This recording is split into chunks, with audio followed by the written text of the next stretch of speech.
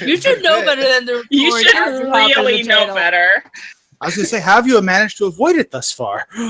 Who says he has? Yeah, I mean, let's be honest. Okay, so cool. I think everyone's here. Let's run down the list. Conrad, Hey. Dave, Yeah. Jason, Dead. Gwen, Yeet. John, Here. Mel. Mm. Okay, cool. Everyone's here. All right. Sean, Yeah. we're just making sure you're still there. Don't worry. Okay. Yep. I'm here. Yeah. Oh, I should have said my own name. Yeah, I goofed that up. You're right. I get it. Okay. So cool. Yeah. How is everybody doing? Do you want the truth or do you want us to lie? I mean, the truth is preferable unless it's like really gross, but Isn't it always really gross? no. Reality does tend to be a touch gross. I mean, a little, but like, if you're like oozing from places, I don't need to know about that. Well, I mean, maybe, but for other reasons. I appreciate that I distinction. will pass on Yeah. that information. All right. So, why don't we get started? So, cool. Last we left off, as I recall, you guys did a lot of planning, a lot of talking, a lot of debating. Sounds about right. Valem met finally with Aldo, had something of a confrontation, little epic perhaps. And the plan is for Valem to meet Aldo on the beach after sunset at some point, where Aldo will presumably be bringing Valem's sister. And for purposes of clarification, as I recall, Bellion and Alton were kind of on the west gate by the beach, offering quote-unquote support. Is that true? We're not like even at the gate. We're probably just inside. Like I'd say right, it's like right around there, just chilling. Yeah, that's kind of We where I probably was. have a fucking sign going, "All lackeys come here." Yeah. You guys like you're a driver at the airport with a big sign that's written like Zentorum, right here. And Selenda and Reginald, you guys had gone to a nice kind of tavern, and upper scale tavern. Reginald was trying to make some new business in Waterdeep, and Selenda was, as I recall, wearing a robe of a priestess of Lathander, but wearing her I actual. took that off. I took that off outside. Oh, that's right. That's right. You were stripping in the street. Yeah, you're right. And one of the guards, kind of the bouncers, kind of took notice of you inside, and scuttled your meeting with the Mob. owner of the club, as I recall. And The Elizabeth, Waterdeep Mafia. yeah, Elizabeth, what were you doing? I'm babysitting again. She was like teen angsty writing in her journal. Babysitting who? Oh, The sister, and right. Jasper, Right, gotcha. just in case. That's right. So you're back at the temple. I'm doing what Valem asked to do while also protecting the sister. Reginald and I were on our way back to the temple. Hey, he only asked you guys. Okay. So yeah. right. So cool. So Elizabeth, you're watching over Valem's sister and Casper in the rooms that Serena acquired for you, acquisitioned for you in the temple. Okay, cool.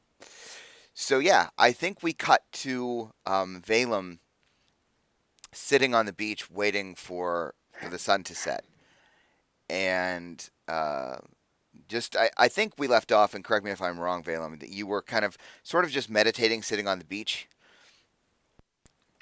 That's correct. Okay, and I picture you like sitting, this is just how I picture it, but you're sitting on the beach watching the waves kind of lapping at your feet as you're watching the sun dip down below the horizon off in the distance.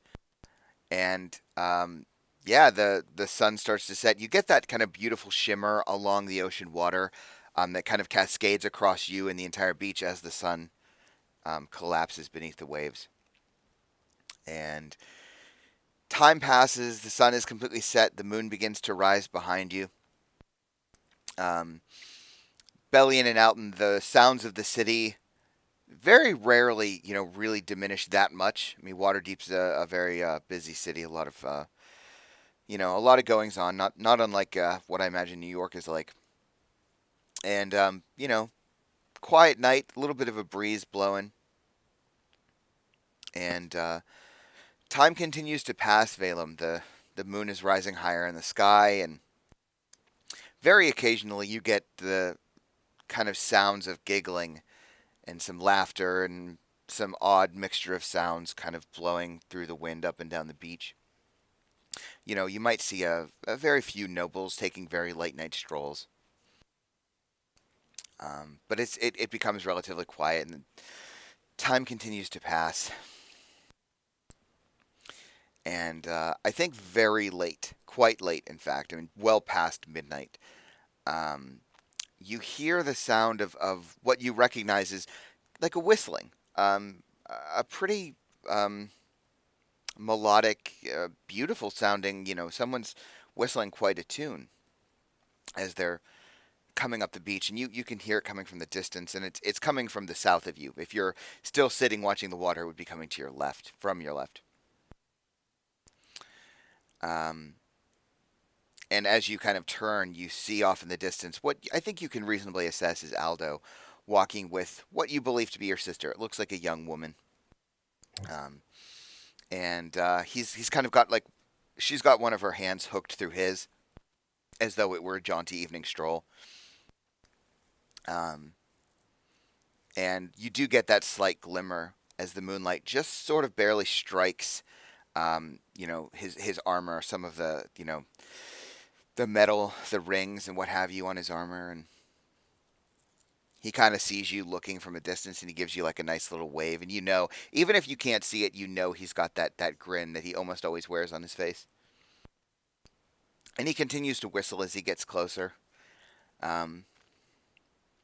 You notice your sister looks well. She looks together. She doesn't look injured. She's not, as far as you can tell, she may be bound. It's kind of hard to tell, but she's not gagged or blindfolded, anything like that. And they're just walking along. And I think he gets within, let's say, 100 feet of you or so. Just enough that he doesn't have to necessarily shout. The quiet night will carry his voice. And he just kind of stops, and he's got your sister in tow.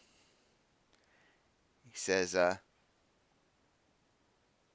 "Hey, man, and enjoying the water?"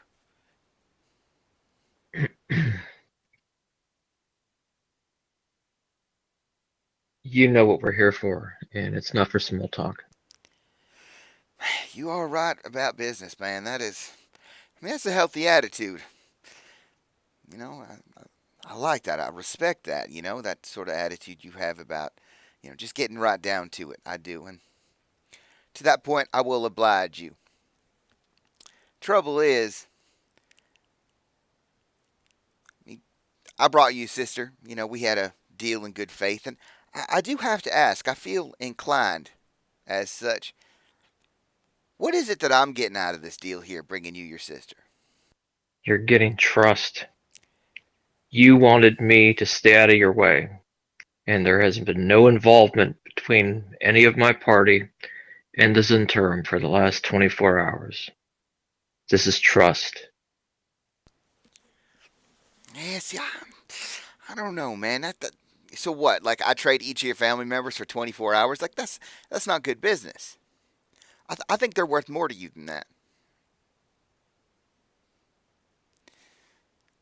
So, I mean, the thing here is, just to be clear, like, I want you and your friends to stay out of our way permanently, right? And I understand, like, giving your sister up for trust, but ultimately, long term, I feel like this isn't a sustainable business model, as it were. And you kind of notice that your sister is, she doesn't like appear fidgety. I wouldn't say she appears calm, but she's not like she doesn't appear to be making an attempt to like flee from him. And he's just kind of waiting for your response. We sat and we negotiated and we talked, and now you're changing your mind. What do you want? Just quit beating around the bush. What do you want? I've put out on the table what I want. I just want you and your friends to keep out of our business, and I need some manner guarantee that that's going to happen. What do you want, a letter? Do you want me to write it in the sand? What's going to guarantee that? What you're asking for is intangible. Do you understand that, correct? It's intangible. I can't give it to you. I can't hand it over to you. Well, I mean, I suppose that's true. You do have something of a point, but I mean, leverage, right? Like your family, they are tangible. You understand that. So I'm trading tangible for intangible. Right, leverage. Let's go over leverage. You don't have leverage. What you do is you have a shield at this point. Your actions are those of a frightened man. You could have met us anywhere on the road to confront us about this. You chose to take an elderly couple and girls as a hostage. Let's stop calling it leverage and let's call it for what it is. This is a shield. This is the only thing that's keeping you on your feet at this point. Yeah, and he kind of strokes his goatee a little bit. You know, takes a moment to enjoy the breeze. He says, all right, that's how you see it. I suppose we have a difference of opinion about that. He said, well, We have a huge difference of agreement because you keep saying you want something, and it's something that I can't give you. So again, tell me what you want. Because what you're asking for is not something I can hand over to you. he says, well, I think I made my offer myself pretty clear earlier on, but I'll put it on the table one last time. But, brother, I got to say, this is the last window, I think, because I'm getting kind of tired of this. I got to get back to work. So, here's my offer. I will give your entire family back. No questions. All of them. Unharmed, or mostly. You come with me. You give yourself to me.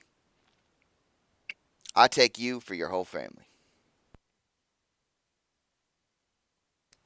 He said, That's not even an option. There's nothing that I can do for you. oh, no, brother, I didn't mean like as a friend or a coworker. I meant as a prisoner. Mm-hmm. It's like, you know, I mean, I don't know how much leverage you are against your friends, but he said it's on the table.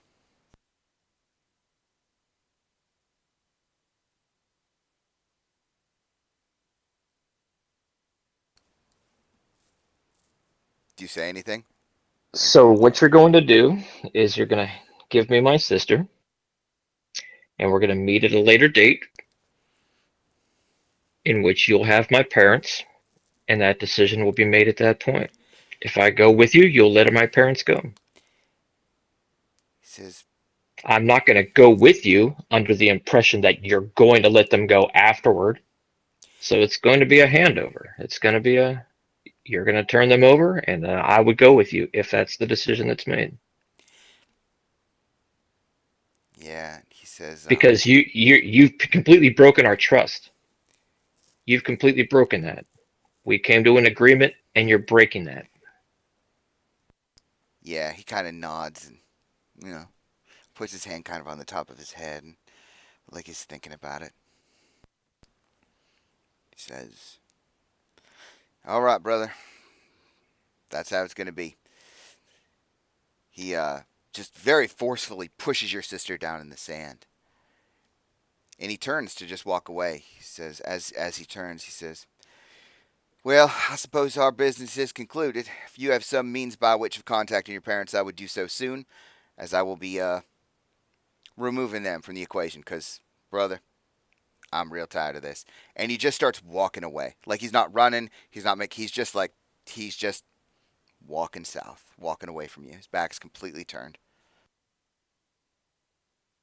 I go down to see my sister.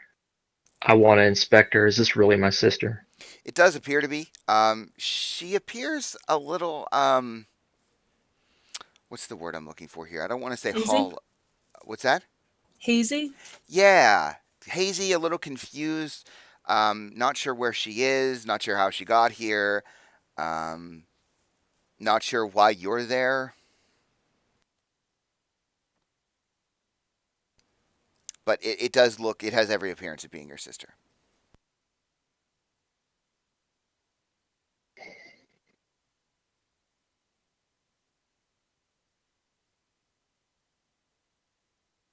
What do you do?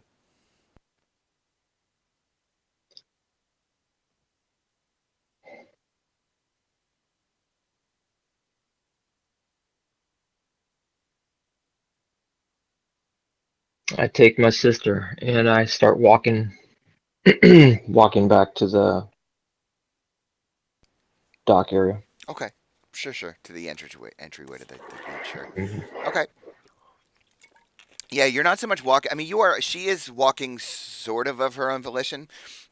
You do notice you have to give her some level of like some measure of support just to make sure she doesn't sort of like fall over. But she's not like this is not completely wasted drunk. That's not what you know. But she's having a little trouble. But you can just easily sort of guide her along.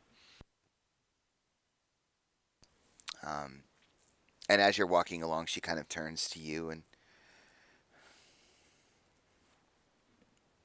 she's like shaking it off. She's obviously like trying to shake off this haze. Valem, why are you here? How did you get into my dreams? Misha, I'm taking you home. You're gonna go visit your sister. Well, yeah, of course. I mean, still don't know why I ended up on the beach. Where's Casper? We're gonna go see him too. We're gonna go see him too. He was just here a moment ago. Okay. And she just sort of like lets you take her along. I just have my arm over her shoulder and just kind of make small talk if I need to, but otherwise just quietly walk back to the. Okay.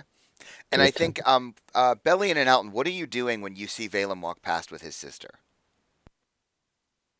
Because you guys are basically standing in that I imagine that kind of crossroads. So you see this happen. The fuck are you doing back?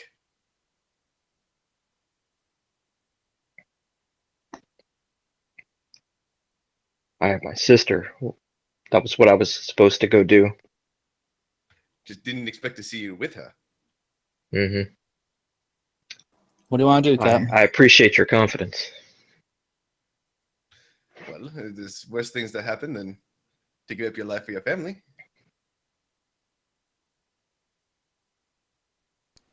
I just keep walking. Okay. Alton? As he's walking, I'm just going to shoot him a little telepathic message. What do you want me to do?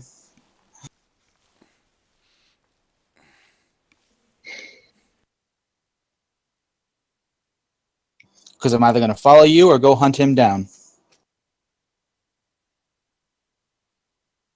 I have no response at this point. I just want to get my sister back.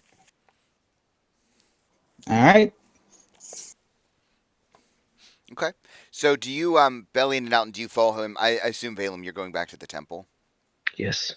Okay. Bellion and Alton, do you follow? Looking for a coin flip. Yeah, I'm with you. There we go. Should have probably called it first, though, huh? Yeah, it probably It helps. doesn't really work when, yeah. Okay, so Valem, you begin to take your sister back to the temple. Excuse me. Meanwhile, Celenda and Reginald, did you guys go back to the temple? I'm pretty Yeah, sure we were ended making up our way back. I'm pretty sure the session ended with us back at the temple. I don't know if we had made it back or not because I know it cut back to. I thought it cut back to Valem at the end, but I know we had left. That we were just strolling got back kinda straight to the caved out. temple. We were drinking and walking back to the temple. Yeah. Yeah. Okay. All right. All right. So you guys are all making your way basically together somewhat, to some extent. I think Sand and Reginald, you guys have made it back long before because, as I described, this is pretty late in the evening. We're well past midnight at this point. So, Elizabeth, I think that as you're sort of babysitting Casper and Vistoria, I think that, and I think I described, if I didn't, let me do so now, the kind of rooms that have been that are being used by you guys. There's probably like, the way I'm kind of picturing it is like 3 or 4 rooms that are mostly open to one another. Like there aren't completely closed doors. They've sort of arranged these rooms for you, but they know that you all kind of travel together. And so they've sort of set up this. It would normally be like one large room, but they've kind of set this thing up for you. And so it's hard for you to avoid, Casper and Vistoria. And, they've set up some cots and they brought in a few beds.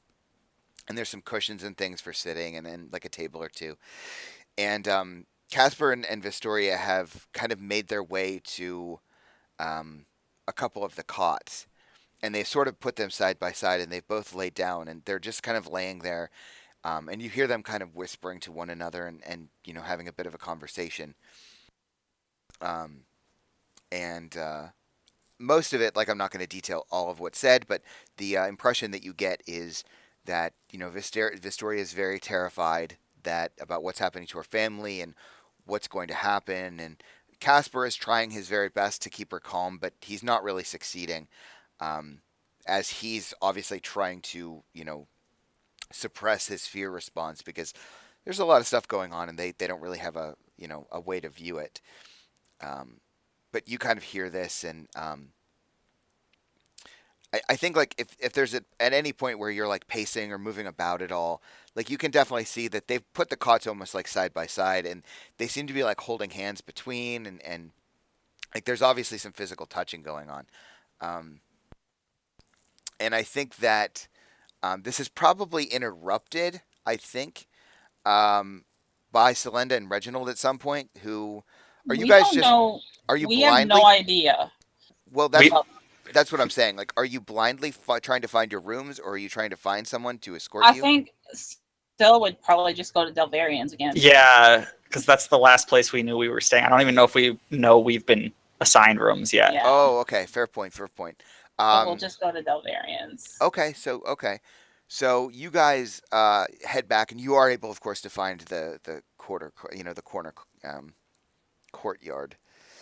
And as you approach, you can actually hear the sounds of talking and mirth and laughter. And as you approach, you see that like a number of like torches have been put out in the courtyard to kind of light up the night.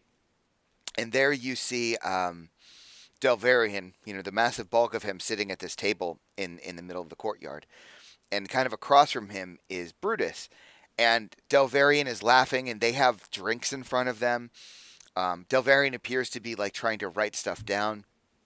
And yeah, as you approach, you hear the end of what we would recognize as a punchline to a story. And Delvarian just bursts out in this amazing laughter. And I said, "That's not my holy symbol." yeah. And you hear Delvarian cracking up laughing, and you guys approach. And Brutus kind of like, you see him kind of look around the bulk of Delvarian to see you guys coming. And Brutus kind of like raises a glass in cheers to the two of you. It's good to see someone is happy tonight. And Delvarian he's so engaged and enraptured in whatever he's doing that he doesn't hear you. He doesn't know that you're there until you say that. And I think like Delvarian like shakes and spills his glass. And Brutus begins to laugh, and Delvarian spins around hard and almost falls out of the bench seat, and looks back, and he's very surprised to see anyone. Oh, well, welcome, but please. And he like goes to stand up, and he like rushes over to you, and you can kind of see Brutus seems to be like laughing at this, like he's giggling at Delvarian's behavior. And Delvarian kind of runs over to the two of you. Well, it's very late. What can I do for you? Are you tired? Would you like a drink? I've made some biscuits. We spent quite a bit of time on the way. We're looking for the rest of our companions. Are they still here? Oh, well, yes. I mean, they're not here. No, they're in the temple.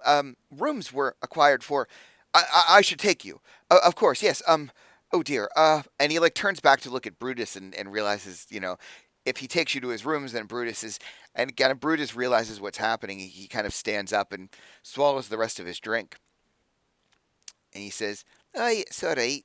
Then come on, Del. I'll take you. We'll escort them to their rooms. I should be getting to bed as well. It's pretty late." And Delvarian looks like obviously dejected, like he's very sad. He said, "Well, Brutus, you can stay. I will take them and I'll be right back." And Brutus kind of walks up and puts his meaty palm on Delvarian's arms. "There'll be time, friend. There'll be time. No need to rush. Come on, let's go." He says, he like looks at you, Celinda, and gives you like a nod. He said, "Lady, may I be your escort this evening?" And he like puts out his like little dwarven elbow. And who might you be? "Well, I'm Brutus. It's a pleasure to meet you, lass. And who might you be?" I'm Icewing. "Oi, well, Lady Icewing, it's a pleasure to meet you." And he like reaches out to take your hand as if he's gonna kiss it. She'll give him her hand. Okay, yeah, and he very gently brushes his lips across your knuckles as is custom. "Well," he said, "it's quite late for a lady to be out. No judgment on my part, though." He said, "Shall we?" And he sort of like gestures to go back to the temple proper. Of course. And Reginald, he kind of looks at you and gives you like a firm nod.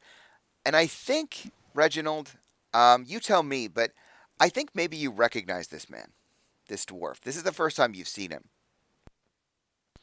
And I think that if you do, it's like a foggy memory in your mind. Like, do you recall this man? Let's see. He is pretty old. Yeah. Yeah. Yeah, I think in because you've not really adventured proper for what 30 years. Something like that. 30 plus. Yeah, so that this man, something about him, something about the tone and tenor of his voice and his sort of gentle nature, like seems to spark a memory for you. And I think we kind of see maybe like a flashback of Reginald, like you were on something of an adventure. With your comrades at the time, and I think that, like, what city were you in when this happened? You tell me. It doesn't even have to be a city. Like, it could be a town. Like, where were you? Well, Reginald spent most of his adventuring in the, lands around Baldur's Gate, and don't actually know enough. I wrote something down about. Throw dirt at a map.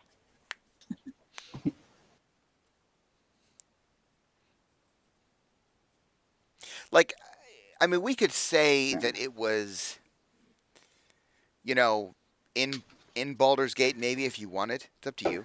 There's another town that's inland from Baldur's Gate. Candlekeep. Could have been Candlekeep. That works. That's more down.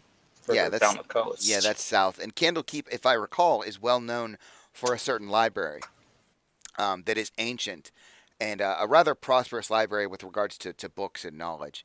It's sort of a holy sanctum for wizards and arcane types. But I think that in Candlekeep there would of course be the library is the main attraction. But of course there would be bars and things around where the scholars gather, and I think you have like a foggy memory of having been there with your Morning Lord. What? Fort Morning Lord. Okay. But East of Baldur's Gate. I think you have this foggy memory of being there in one of maybe the surrounding taverns after maybe you were sent out. In fact, maybe you were coming back to you were set on a quest to retrieve some books or something to that effect. And I think you had returned there, and you and your comrades were staying the night in one of the inns in and around Candlekeep. And I think that the reason that this man, kind of jogs in memory for you is because you remember him kind of entering. It was a cold night, um, and the door slams open and this dwarf enters. And you notice, like, you remember from this, time 30 plus years ago that when he entered, like, everyone got very suddenly quiet. There was a sort of reverence for this man, this dwarf. And, he approaches and like you notice that maybe there's some drinking and people are eating late dinners or what have you in the inn. Everyone gets quiet and stops eating and definitely takes notice of this man. And this memory you do have, he was covered in head to toe in armor. He carried a very large greatsword, much too large, like almost like comically big. You would think he wouldn't be able to actually wield it. And he wears it on his back. And he comes in and everyone gets quiet and he heads directly for the desk. And you see a kind of fear overcome the person at the desk. Maybe fear mixed with reverence, perhaps. And he just sort of disappears up the stairs of the inn. And then everything like starts up again. People start eating and drinking and having conversations. But this kind of sticks out in your mind, right? Yeah, so he just gives you where we flash back to modern day Waterdeep, and he gives you a nod. And Selenda, he's got you, arm in arm, and he starts to walk with you to escort you to the rooms that have been acquired for you. Okay. So as we're walking, I'm going to say, tell me, Brutus, do you travel south ever? Well, I travelled quite a bit, sir. I've been all around, actually. Down near Baldur's Gate and Candlekeep as well. Oh, aye. Not been to Candlekeep for a while. It's been a few years. So why'd you ask? You remind me of someone Oh, I well, once met there. aye. I'm told we all look alike, but I think that's meant to be sort of an insult, but I don't take it that way. Rude. It's all right. He said, takes all kinds, and he sort of pats you, son, as you say that, like pats you on the arm. Yeah, and you guys are kind of walking along, and Delvarian is still, like, Delvarian is trying to interject himself into this conversation, but he doesn't know where to jump in. And I think Delvarian says, like, oh, Candlekeep, I've done quite a bit of research about Candlekeep, an amazing library, and oh my, and like Reginald, I think he sort of like grabs you, like almost on impulse, and says to you, have you been to Candlekeep? Do you have stories? Have you read books in Candlekeep? I've wanted to go for so long. Oh dear. Like, and he's like fumbling around and he's like looking for something to like take notes with, but he doesn't have anything. Well, I've visited a few times, but never spent much time in the library there. Had a wizardly friend who had needed to go there back in the day, though. Oh, this wizard friend, is he with you now? No. This was decades ago. Oh, well, if ever he's nearby, or you could connect me with him, I could write letters. I do love to write letters. Think he moved to Luskin. Study with the wizards there. I'm not sure. And like when you say that, you actually see a reaction from Brutus. He kind of turns to you and he's wearing a little bit of a surprised face. He says, "Oh, aye, I've been to Luskin. Have you been there, sir? It's quite a town." Not myself, actually. Oh, I think, Waterdeep is about as far north as I've gone, and I haven't really gone that far further south. oh, aye. Well, yeah, Duties have kept me close to Baldur's Gate most of my life. of course, I understand duty. Of course, eh. If I might be so bold, I might recommend you avoid Luskin. It's changed over the years. Not my position to tell you where to go, though. He said, aye, and he turns to you, Slanda. He said, oh, except for you, I'm taking you back to your rooms. And he kind of gives you like a gentle smile, like as if he's telling a joke.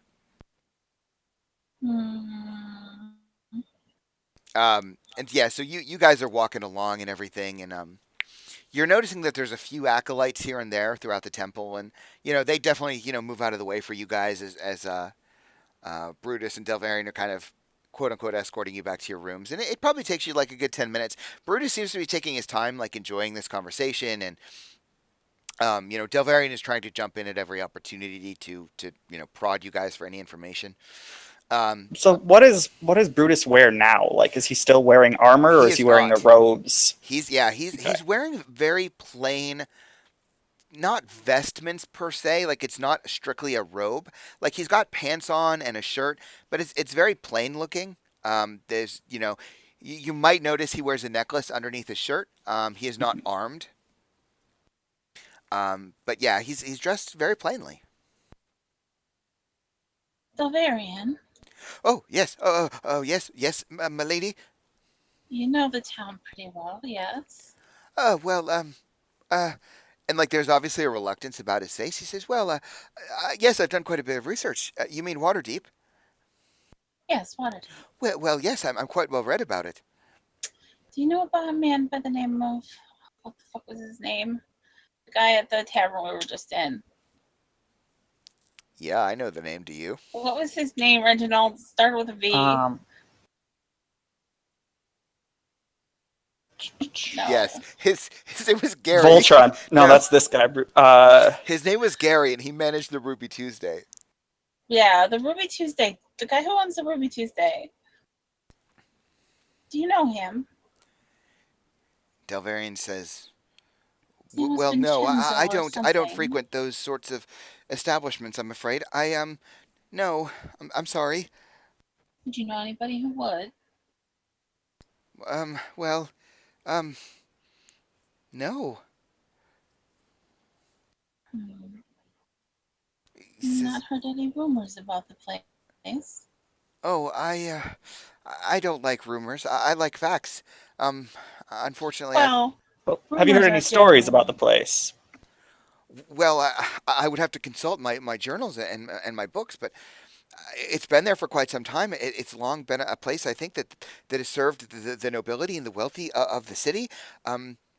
Strict rules, as I recall, very strict rules about entry, and but no, it's been there for hundreds of years, I believe." Sort of got kicked out of there today. Oh well, that's quite a shame.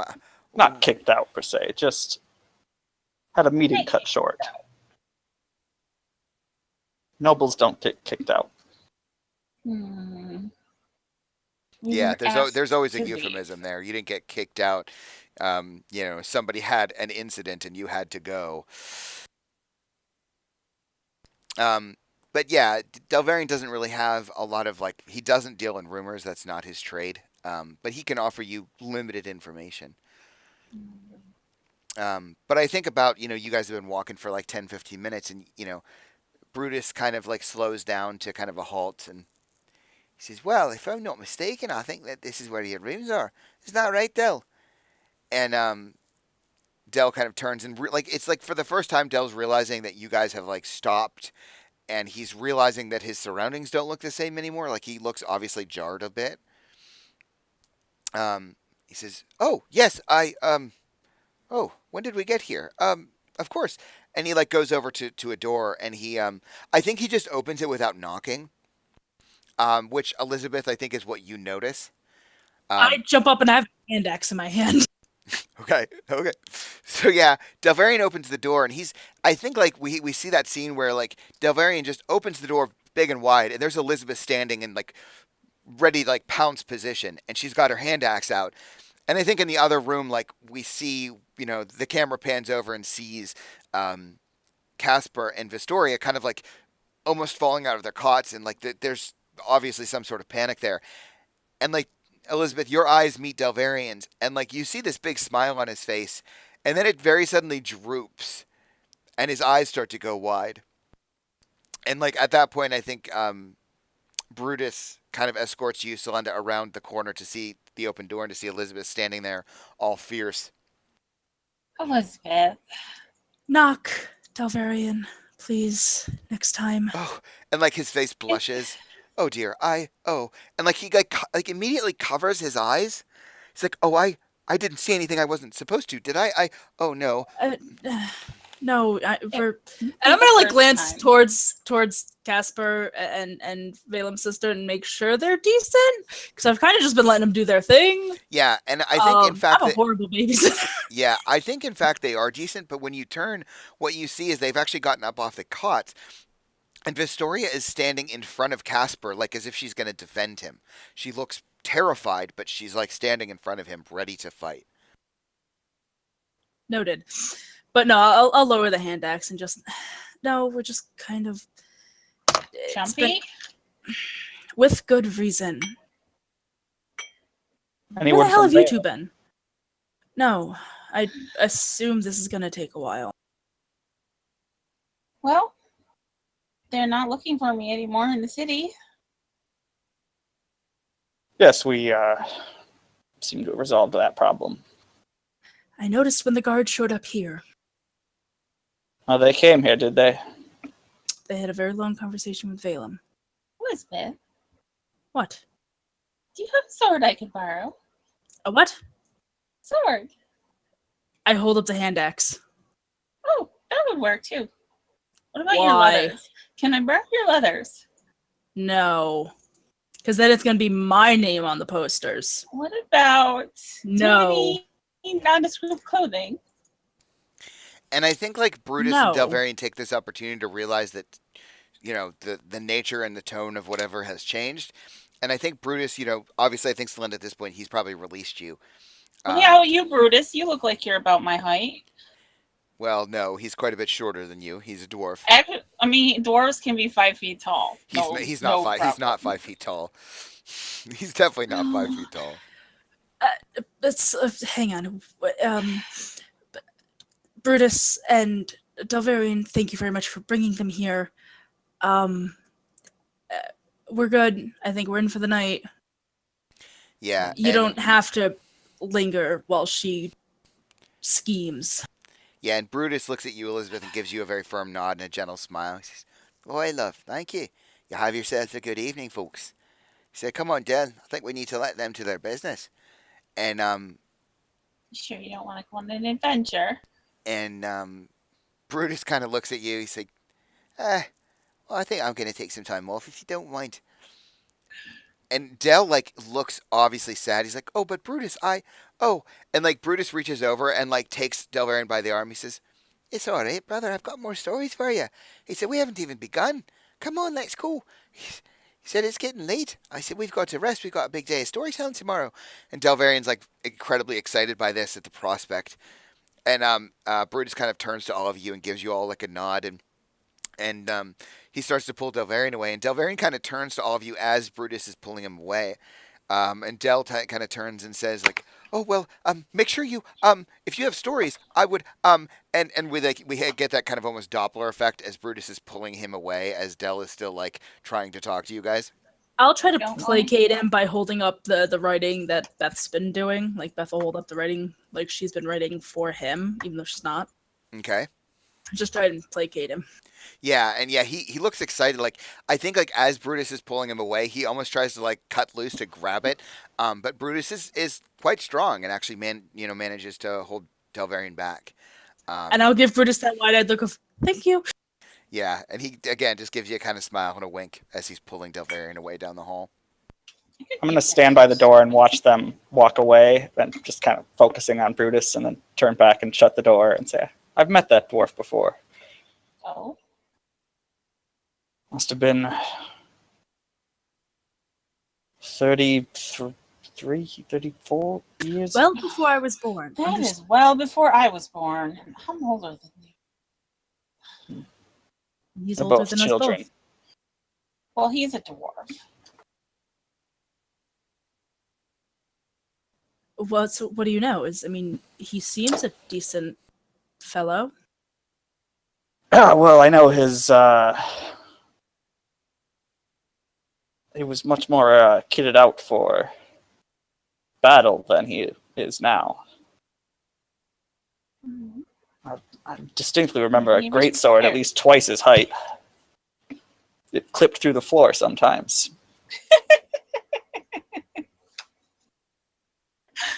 Okay. That's not It's not a bad thing necessarily. I mean, Valem's equipped to combat if necessary. Equipped to do combat. It's late. I'm tired. It's not that late, No, then. it's- Big baby. I don't think it's bad. I just think he's more than he seems. Oh, I know he's And- more than he seems. Everybody He's seems to. obviously more than He, he seems. yeah, he was definitely well known there, well respected, and possibly feared. Something to think about. Okay. Right. So you guys come back into the room, and I think it takes Vistoria and Casper a minute to kind of settle down, to realize, you know, their hackles are up, but it takes them a minute or two to calm down. And I think Vistoria turns to you, Elizabeth, and she says, "Is everything okay?" Yeah, everything's. Have you officially met Reginald? I believe. Yeah. I'm losing days. Yeah, everything's fine. I just walking in without knocking. Kind of. I'm a little on edge. With good reason. Yeah, and she kind of tries to give you a smile, and yeah. Yeah. And And Casper is still standing behind her, kind of like vigorously nodding, like, yeah, okay. And Beth will kind of give her that smile of, hey, you're talking, you're not mad. Like, I'm glad to see you're feeling more like yourself. Do you actually say that, or is it just No, she just okay. kind of gives like that friendly, familiar smile of, okay, we're on the same wavelength again. I'm gonna turn to Vistoria and Casper and say, "Can I ask you two a question that might take your mind off things?" And yeah, there's obviously like a brief moment where they kind of look at each other, and I think Vistoria turns back and speaks for the both of them. I guess. Ruby Tuesdays. Do you know anything about it? And like it's such a shocking question. Like Vistoria just turns like that's not what she was expecting to hear. I mean, sure, I've heard about it. Of course, it's a well-known establishment in this city. Why? Everything on the up and up there? Nothing. I mean, I don't know. I've They never. seem like mobsters. Well, I mean, I don't know. I've never been inside. I mean, I've heard it's. Would you like to go inside? No. And I think like her eyes go wide, and she looks at Casper and she says like, "What? You can get us inside? I mean, I've heard it's wonderful. I've heard that the wine flows like a river." Guys, and, whoa. Is now really the time? Seriously? Like, we have enough on our plate. I know it's think fun we have and too new much on and our- exciting, but we They got all need distracted. something to take their minds Yeah. off it. And getting into an exclusive club, wherever you. It's after midnight. We don't have to do it tonight, Sleep. Beth. Never said we were going But- to do it tonight, Elizabeth. God, get your panties out of a twist. yeah, and I think it's probably at this time like I think Vistoria is looking at you, Celenda, like she's not saying it, but she's giving you a look that says like, I want to hear all about Ruby Tuesday. And Casper, I think, kind of like pulls on her a bit and says, I think it is a good idea for us to lay back down. Yes? And like, Casper, yeah, and I think Vistoria kind of turns back and looks at him, and they exchange some sort of, glances together, and she says, well, yes, it's late. I should, and like she turns back to you, Celenda, like she so wants to know about Ruby Tuesdays. Like this is like the legendary club, Studio 54 or whatever that like she's never been able to get into. But it is late, and Casper's sort of pulling her away. And I think Casper is like turning to go back to the cots. He's obviously exhausted. And I think Vistoria turns to kind of like all of you, but Celenda, it's mostly directed at you. She says, well, we can talk about it tomorrow, right? I mean... sure. But I would like to talk to Casper tonight before he goes to bed. Oh, well... She just looks at him. Yeah, and like Casper's eyes go a little wide, and Vistoria kind of like... you notice like behind, because he's still kind of standing a bit behind her, like one of her hands kind of is behind her back, and you notice that like he curls his hand into hers, and she says, well, it's late, we can talk tomorrow. No, I want to talk now. Well, okay, we can talk now then if you want to come back Just here. me and Casper. Yeah, moment. and like she takes a more defensive stance, kind of moves more in front of him. She's like, no, I don't think so, but maybe later. Child. She's like, we're like the same age almost, so no. Vistoria, Right. we are Vistoria. only trying to Casper, help you too. have you decided which one of them you were interested in?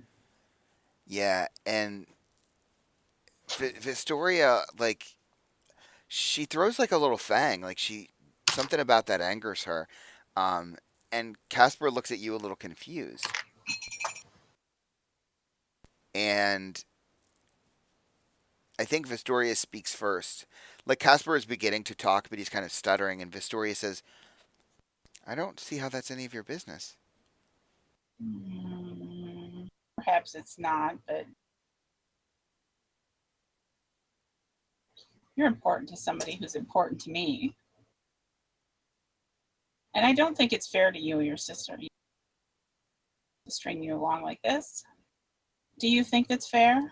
And Vistoria? I think Vistoria says, I don't think you should be talking about my family right now. And like you see, like she's getting agitated, to say the very least. Just keep that in mind, Vistoria. He has to pick one of you two, eventually. Yeah, and like she like suddenly like jerks and turns her back on you, I think.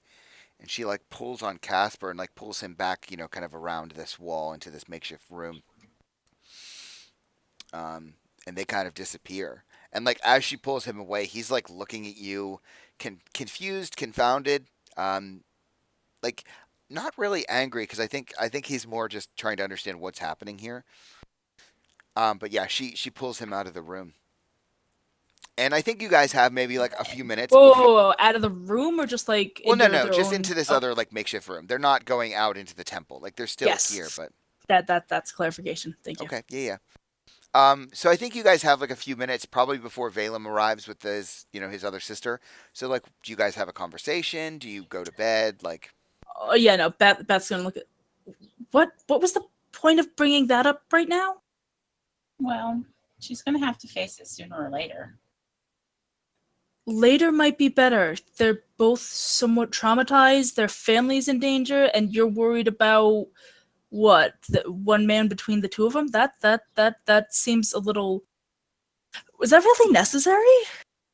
Maybe. I mean, you and I are messed up. I get that, but if she's content with it, like. I don't know. I just feel like the sooner she comes to terms with it, the better. Linda, is now really the time for her to have to deal with that too? The life The doesn't longer wait while it you're in trauma. takes- The longer it takes, the harder it's going to be. I just think you have poor timing. Maybe I do. But I still feel like the longer it takes, the worse for both of them. For all three of them, for Christ's sake.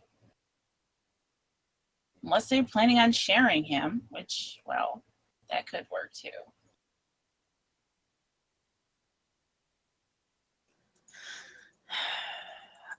I don't know where your head's at, but I'm a little concerned. Yeah, well, you've been nothing but a bitch since we've got here, so. ooh, cat fight. Well, you're welcome to think that. You But have I'm trying to not do what's said right. a nice word to me since we have gotten to Because you've been nothing but a fuck up. So, Linda, your Yeah, family I is have. safe. Okay, great. We did everything we could to make sure your family is safe and sound. And now that that's done, you don't seem to give a damn about what's going on with Valem's family and his life and all that. And that is selfish. You are showing your noble colors, and I've never seen you like this before. Maybe I'm just giving you a taste of Everything honesty. And Bitch. to help Balaam. You got arrested, and we had to get the law back on our side. You're now going into I some got secret club arrested with all helping the- Balaam get away. Thank you very much. lied and then ran.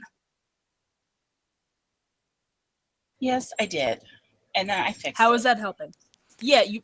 No, Valem fixed it because they came to talk to him and they took his word on it. And I think it's about this time that you guys are arguing that Valem, as you're walking back through the temple, you're hearing this arguing coming from, out of this set of rooms. And I think you would know. You would have been. I don't know if you've been to these rooms before, Valem, but they would have. You would have a better idea of where they would have put them. Yeah, I was there Okay. before I left. Okay, so yeah, I think you can definitely hear them arguing from as you're approaching from down the hallway. Okay. Are they literally like in front of the room where Well, Vistoria is? No, I think I'm not- Vistoria is off to the side with Casper. I mean, Vistoria and Casper, there's no chance they're not hearing this. I mean, it's not, like I said, this is kind of a makeshift room, so there's not proper doors or walls. Like, there are some corners put up to offer limited privacy, but yeah, sound is going to carry here, so Vistoria is definitely going to hear this. I'm imagining like office cubicle partitions. Basically, set yeah. up in, I mean, a big room. that's a good, that's kind of, that's a good example, a good analogy, sure. So yeah, Valem, you're approaching and you're hearing this.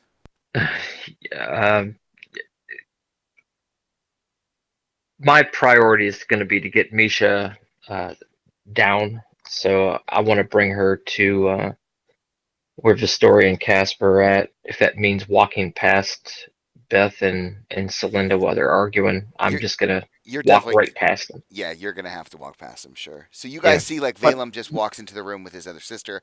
He's I imagine, and again, tell me if this is not the case, but Valem is completely silent, just walking with Misha, and she appears, a little vacant as he's just literally walking past as you guys are arguing. When he opens the door too, I'll be like, "Oh, Valem, you're back!" loudly enough to try and break the Beth would fall silent. concentration. Yeah, so Yeah. so. Okay. So Valem passes through the room with his sister, and I think like Vistoria and Casper are laying down in the cots, and I think they're sort of facing each other, and I think it's Casper's eye that you catch first. He's laying in such a way that he's the first one to see you, and his eyes go kind of wide, like the second you walk in with Misha, and he like almost falls out of the cot trying to get up, and Vistoria turns and sees, and she's like on her feet in nanoseconds. Like, she is so ready for this. Like, she gets up and she runs over and she just grabs her sister and wraps her hands around Misha. And Vistoria begins crying, and Casper goes to the two of them, and he's looking at you for almost for permission. Like, he's not just gonna grab at Misha he's not sure where you're standing in all this. I would have again had my arm around her, so I don't know if there's much room to grab her. If Vistoria kind of hugged her, Okay. I imagine she's like in front of me. He's to the side of me, so I don't. Okay, yeah. So Casper's Unless just he goes behind her, I don't know where he would go. right. Yeah, no, that makes sense. So yeah, Casper is just kind of standing there, like confused and eager. He looks very happy. Like, he looks happy and excited, but also confused. And Vistoria is just holding on to her sister. And I think Vistoria kind of flashes you a look. And I think she just says in kind of a gruff voice, like, "I got this."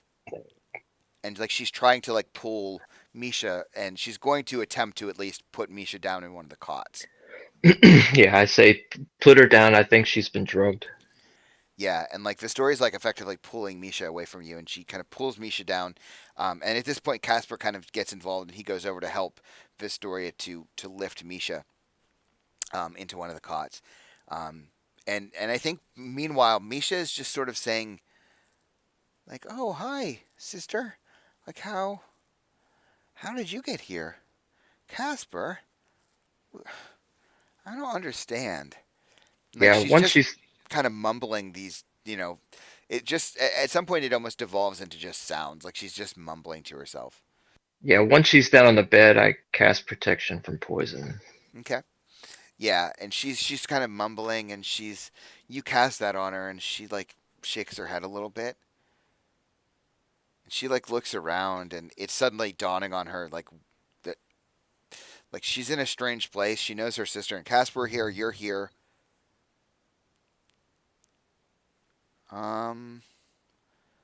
Vistoria? And Vistoria at this point is like basically not letting go. Like she's just clutching her sister.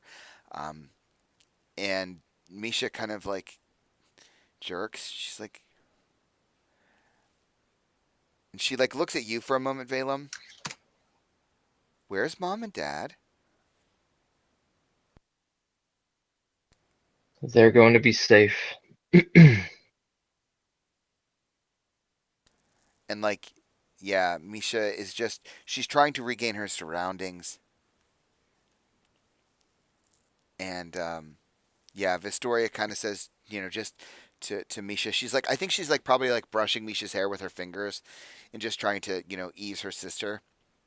And she says to Misha, it's gonna be fine. It's okay. Just stay here with me.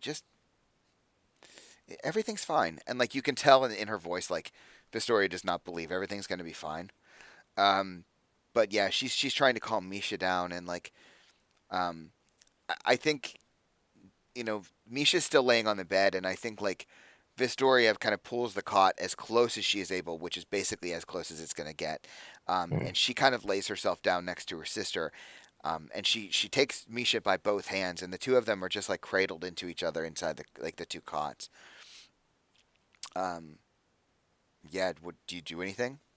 I just, I need you to get some sleep. This is, our parents are going to be fine. Cast calm emotions. Okay. And just, tell them to get some rest. Yeah, and the two of them make very little, especially Vistoria. You notice more Vistoria than Misha. Like, just doesn't want to have anything to do with you. But yeah, Misha kind of looks at you, and she still looks a little confused, but she just kind of gives you a nod. She kind of lays her head down on this little pillow thing, and curls up with her sister. Casper is just kind of left standing awkwardly in the room because he can't lay down in the cots because they're not built for three people. And he kind of just looks at you and kind of looks around and just kind of like goes over to the far wall so he can see your sisters. And he just kind of casually like sits himself down, and just kind of puts himself in a position where he can kind of look at them. And so you're kind of left in the doorway, and your sisters seem to be trying to doze off, trying to go to sleep. So what do you do? Yeah, I'm gonna leave them. Who all else is in the room? Reginald's in the room. I think the Beth only person walked out. not in the room is Elizabeth because she left. Okay. I'd like to have a talk. Let them get some sleep. I think we can go somewhere else to talk. All Well, right. He'll have to track Beth down.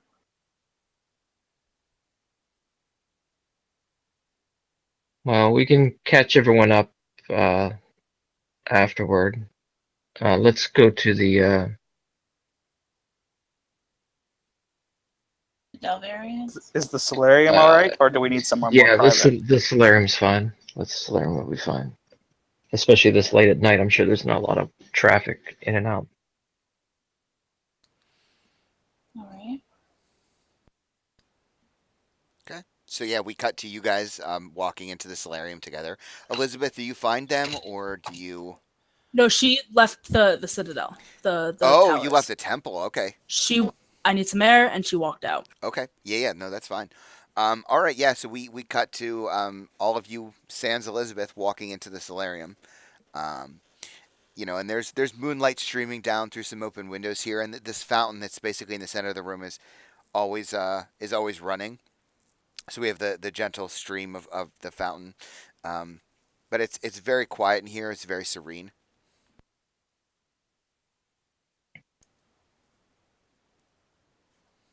And So how does your meeting with Aldo go? It didn't go as planned. He basically attempted to change the terms of our meeting. My parents might be lost.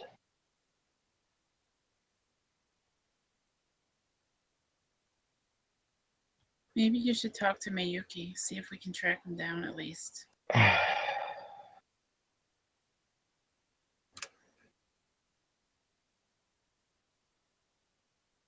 I think you should have gone with them.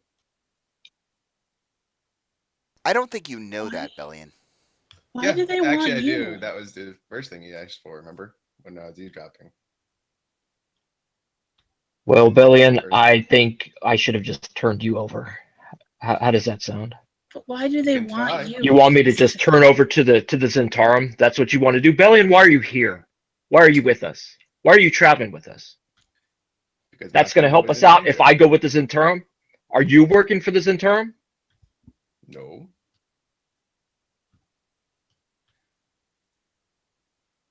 But I think my family is more important than me. Right. Well, let's keep our ideas a little sane. Me going with the Zentarum isn't going to solve anything.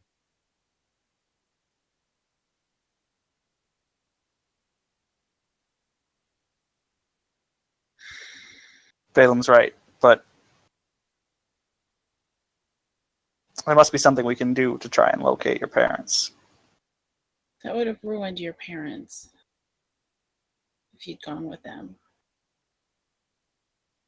They'd have never forgiven themselves. Parents are never supposed to bury their children.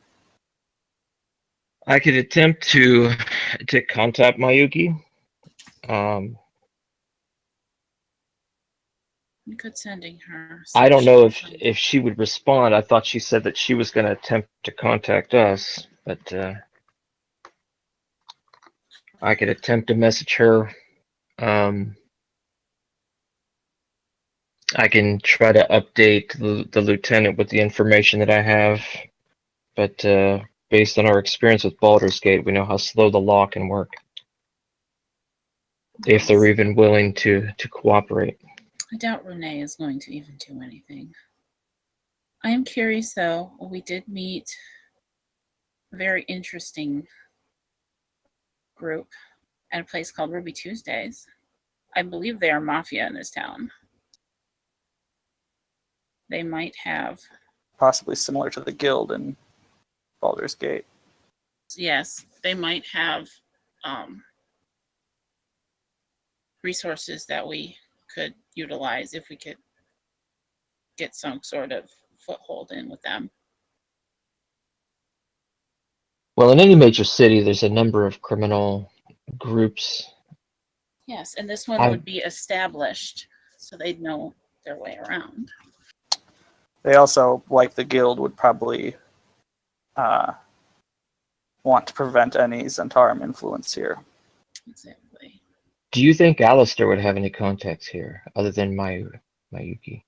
He might. Asher might have influence here as well, apparently. Well, no, she doesn't know that. Well, I've messaged Asher days ago, and I How are we planning haven't on heard getting anything back. Asher's? How exactly are we planning on getting Asher's report here? By the way, That's okay. So just a little pulling back the curtain here. That was sort of my logic. Like you asked him to mail something from Baldur's Gate to Waterdeep. yeah, like I mean that's what I was thinking like all week. Like, how is Asher going to get the information? And I think Celinda would be like, I mean, Celinda's got enough intelligence to know that this isn't going to work. So like, she's going to suggest that, why don't you sending Alistair or Asher, one of the two, and have them I don't want Asher knowing my contacts have a port, teleport circle in Baldur's Gate. I just don't Mhm. want him knowing. But he could pass it on to Alistair, who does know about it, and he could bring it here.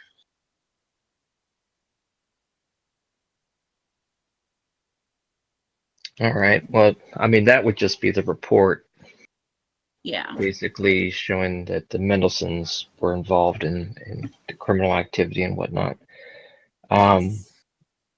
I think what's more important is finding out contacts here, who we have immediately here that can assist.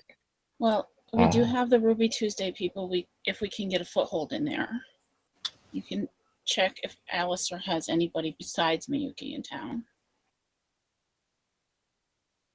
Did they give you the impression that they were looking for? No, they just seemed very mafia-esque.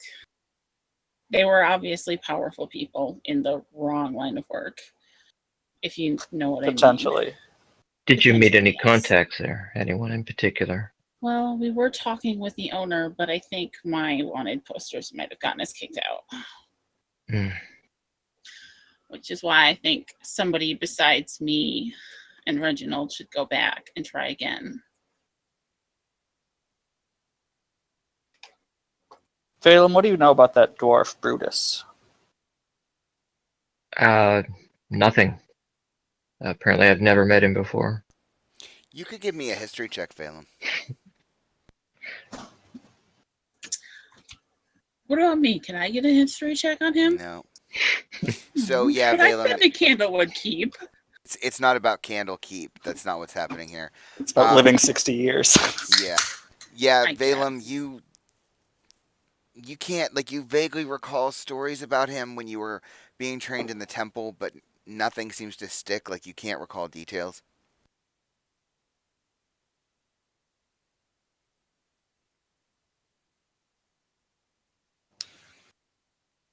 Is there something that you think he's involved with, or do you think that he'd be able to assist with?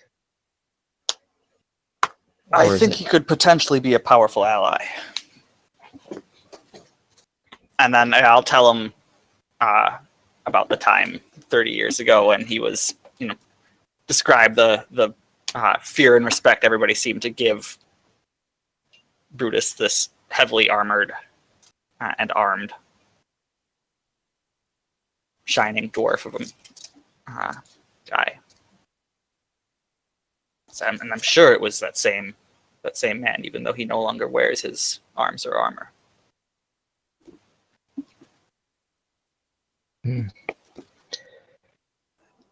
Quite frankly, I think the idea of the local guild is a better idea. If they want the Zentarum out as bad as we want the Zentarum dead, they could help.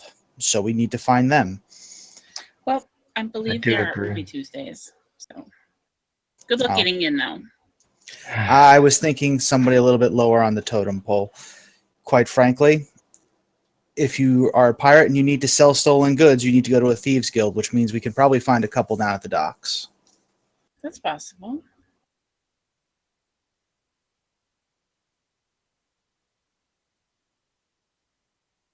So, do we have a plan of attack of any kind? I think I'm gonna send a message to Mayuki. All right. I'm guessing that's her name. Are we Miyuki. butchering that? Miyuki. Miyuki. And see if there's anything she can come up with. I do like Alton's idea. I do too. So maybe heading to the docks might be our best bet as well. I kind of want to go back to the whorehouse and see if there's anything there. Perhaps in disguise this time? Or not with Beth? Maybe not with Beth. She was quite distracting last time. That's why I wanted a sword. I kind of wanted to dress up as a soul sword for hire. Mercenary. See if I could get in that way. Well, I've never been back there yet either. Did she like you?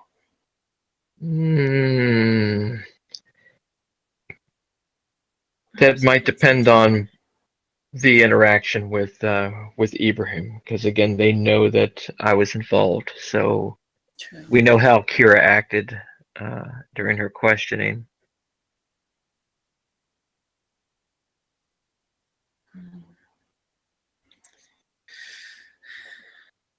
I feel like she's connected in some way. She either knows something she's not telling us, or she's working with him. But I may just be reaching.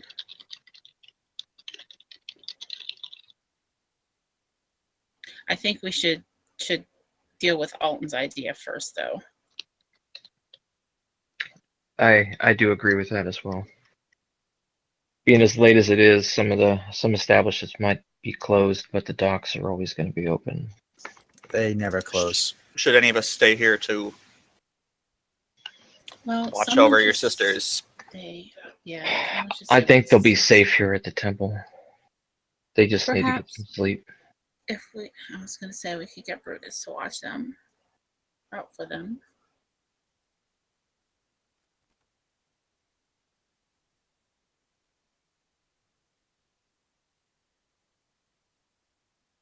I'm sure if I asked Delvarian, he would do it, but quite frankly, I think they're going to be safe here in the temple. I hope so. If they're not, you probably have larger problems. If they've hurt your parents, we're going to make them pay. Okay. So, are you guys all collectively going to the docks with Alton? Is that the plan? Yes. Okay. I So, plan on going at least. okay. So, unless you say otherwise, with the exception of Elizabeth, who we're going to get to, I'm assuming that Valen, Belly, and Alton, Celenda, and Reginald are all going to the docks. If you don't want that to be the case, tell me otherwise. But so we kind of see you guys leaving the temple, and we cut out to the city street, and we cut to Elizabeth. Where is Elizabeth when we see her? She probably walked straight out of the spires and just kind of kept going straight. Sticking to wide open roads. She's not like doing any back alley dives, but she's just kind of that angry, tense, like caged tiger, but not pacing. She's just walking. So if I'm not mistaken, the spires are in this little green area, yeah? No, that's the cemetery. Whoops. The spires are up here. Oh, okay. So yeah, so if she kind of goes, where's my freaking ruler? Kind of down this way, and then up this road, maybe. Okay, so she's heading north. Yeah. Okay. And again, it's kind of aimless. She knows she feels trapped. Like she doesn't know what to do. She's so tired of cities. She's not used to being surrounded by this kind of thing. So she knows she lost it, inappropriately or not. And it just needs at least somewhat fresh air. Okay. Yeah, I get it. Yeah, you're feeling like the city is the kind of walls are closing in on you. Yep. So you're just trying to expend some of that kind of nervous energy and the frustration.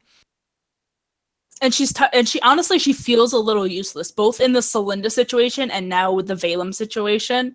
She's not good. Like that's why she's like, I'll be babysitter. Like I'm out of the way, but I can shoot a bow. I can swing an axe. As far as trying to deal with delicate situations, she's not quite sure how great she is at those. Like fly by the seat of the pants. So far, it's worked out. But how many times could it have gone wrong? Okay. So yeah, so that's just kind of where she's at, and she's kind of just trying to get some of this caged energy released. Okay. All right. So if something occurs to you, like somewhere specific you want to go, let me know. Probably what she'll do is as she gets up, like maybe up here-ish, and she hears the water, she might she'll probably head down to the beach. Okay, sure. Just because it's going to be more open, and it is outside the city. Sure. Okay. All right. So yeah, Elizabeth, you kind of wander the city streets for a while and make your way to the beach. Um, Meanwhile, we cut to our other adventurers arriving in the dock district, basically, right? Like the harbor of the city, which is far, far to the south. Um, and it takes you quite some time to get there.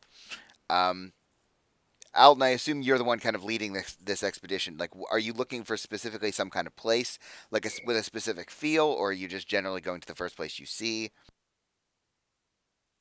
I am definitely looking for a place with a specific feel. I'm just torn if I want to look for something that looks completely run down or run down enough that it might actually have people. I don't want to go someplace that's just going out of business. I want to go to someplace that no one would normally go to unless they needed something. Okay. I feel like there's going to be a role involved there. So why don't you give me? I'm going to say I think an investigation check to see if you can kind That's of not good. to see if you can find the kind of place you're looking for. No. Yeah. So there's a lot of taverns, and even at 2 o'clock in the morning, all of these places are super loud and bustling. I mean, you can hear the sound of fistfights going on as you're walking the streets. But yeah, all of these places give you a similar feel. Yeah. Just drunken, staggering pirates and sailors, just looking for a reason to fight or fuck or anything. Actually, you know what? No, I have one thing I can look for. I want to find a place where weapons are allowed because let's face it. Okay. All right. So I think you find, I think here's what leads you to it. Okay. I think like as you're walking along, you're hearing the cheering and the fighting and the drunkenness. But I think you're walking along for maybe like 20, 30 minutes, and you're just trying to find a place that suits your needs. And I think what happens is someone gets you start to get into the worst part of the dockside, right? Like the bad part of town, as it were. And I think what draws your attention is as you're walking, a man who, like a large, hefty looking man, not quite Delvarian size, but like a bulky looking sailor type, gets thrown out of a window, and he slams and the glass shatters, and you look up and you can see that like around the wood, like the wood around where the window is, looks like it's been shattered and repaired dozens, if not hundreds of times. Even the windows look like they're built like shabbily so that because everyone knows they're going to get destroyed. And the glass showers into the road, and this massive man gets like just boosh, just down in front of all of you and just slams into the ground. And it doesn't take you long to see that he's got like a dagger sticking out of his right shoulder and another one sticking out of the top of his left thigh. And he's just covered in blood and grime. And he begins to stand up. And he kind of looks and turns to all of you just standing there. And he like growls. And he like reaches down into his thigh and pulls the dagger out. And he like looks back at all of you and grins, this massive toothy grin. And his teeth are... You would see that they were covered in like grime and like plaque if it weren't for the fact that his mouth is full of blood. And he just spits on the road, this just pool of blood. And he looks at all of you and grins. And he just like goes back and like puts his one bulky leg back over the windowsill and goes back into the bar. As he turns back into the bar, I'm gonna shout out, "Give him hell, buddy!" And Hell yeah! I'm gonna use a superiority die to give him 7 temporary hit points. Oh, okay. That's the place we're going to anyway, so we can help him inside.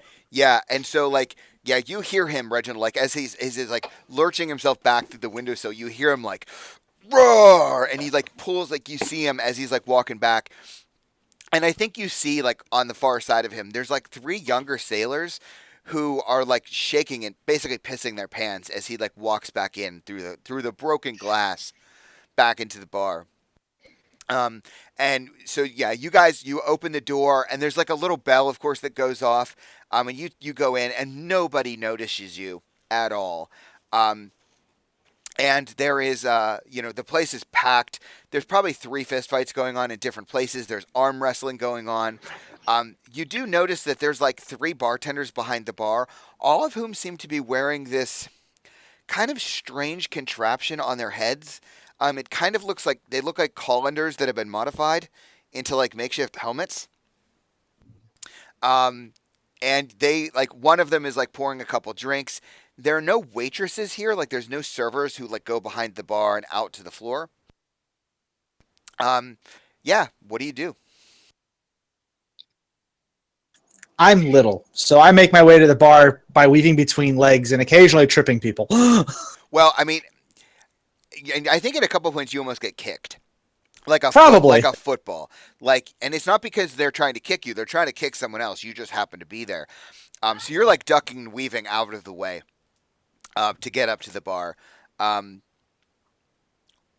don't you just make me like? We'll just say one acrobatics check to make sure nobody like kicks you on the way. Can you actually make it there? Nope. Yeah, you don't. I think you get not only do you get kicked, but I think it's like a pinball thing. You get kicked once, and you like get shoved over 5 feet in one direction. You slam into a table, and that spills somebody's drink, and somebody grabs you and like throws you. Thankfully, they throw you in the direction of the bar. But yeah, you just land like prone, just staring up at these bartenders, and one of them, who looks like a middle-aged woman, kind of like reluctantly leans her head over to look down at you. And she just like raises an eyebrow, gives you like a little wink, and like goes back to whatever she was doing. I lay there for a minute just because, let's face it, that hurt. Yeah, and you've definitely gotten the wind kicked out of you here. Take a minute, climb up a bar stool, quite literally in my case. Okay. First, whiskey. Yeah, and the woman kind of looks at you and smiles. She says, "Right away, honey." And she like turns back and she pours what might be whiskey if you didn't have a sense of smell or taste, per se. And she pours it. It's not the right color, but it'll get the job done. This is sailor's whiskey, as it were. And she pours you a glass, and the glass is not clean. And she just kind of smiles and pushes it down to you. All right. First things first, a little sleight of hand. It now tastes like whiskey, and the glass is clean. Yeah, and I think what happens is that the bartender notices you doing that. Like I'm making no means to hide it at all. Yeah, and she just like crosses her arms across her chest, like a little insulted.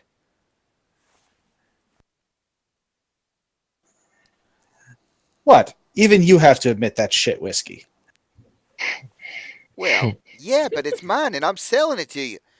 You know what? And I'm still going to buy it. Yeah, she's like, as long as you're paying, rude. She like turns back to go back to whatever she was doing.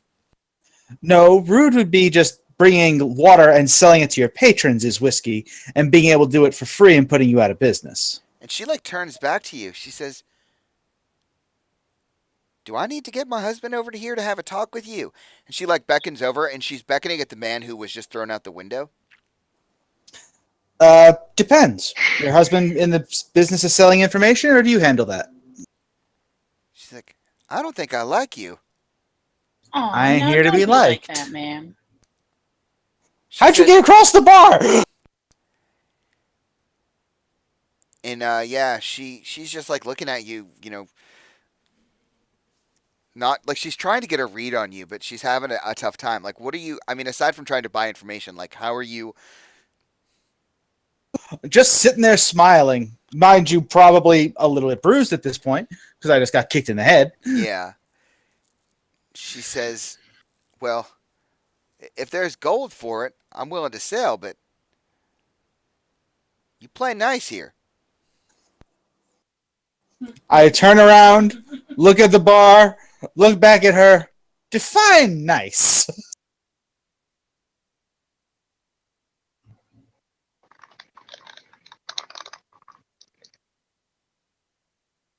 But no, I'm looking to buy a very common piece of information, but just made port about, 24 hours ago? Don't have time to actually do the hard work myself. Yeah, and I think as you're talking about playing nice, because I was muted, the rest of you, are you all just standing there, like in the front of the bar? Have you tried to make your way to the bar? probably arguing with Bellion still. Yeah, they've been arguing the entire way. I probably would have followed Alton to the bar, but just without really involving, never being involved with this type of group before, probably just I'm just- staying quiet, watching what he's doing, listening I'm to just what he's watching saying. the guy that jumped back in through the window fight. Yeah, and I think what you see, Reginald, since you're paying attention, is he's like knocking the shit out of these three young sailors. Like it's almost comical. Like he's grabbing them by their heads like coconuts and slamming them together. And he's punching them in the stomach, and they're trying to like kick at him and stabbing him, and it seems to be having very little effect, if any. And I think like as Alton is sort of up there at the bar trying to I don't want to say like maybe smooth things over with the bartender. I think what happens is that the big burly man grabs two of these guys and they appear to be unconscious, and I think he begins like literally dragging them by the scruffs of their necks through the bar, and you see like there's some blood trailing behind them. And some other people are like at this point, some of the other patrons, they were kind of cheering this on, but now they're like sliding their chairs out of the way so he can like pull them into the door. And I think that this is where Bellion and Cylinder are still having an argument about the cloak. And the big burly man who's carrying these just looks at the two of you and in this unbelievably deep, gravelly voice just says, "Move." Just look at the people. Look at the two people he's trying to go. Good job, big man. Do you Do want you have some anywhere help? to go? No, move. Okay.